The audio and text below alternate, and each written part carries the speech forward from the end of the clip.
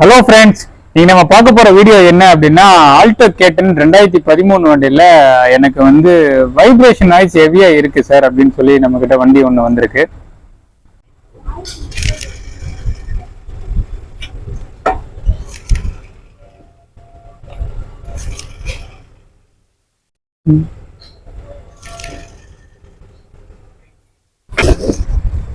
Friends, இது மாருதியில வாங்கியிருக்கோம். 3285 ரூபாய் இதோட ரேட்டு.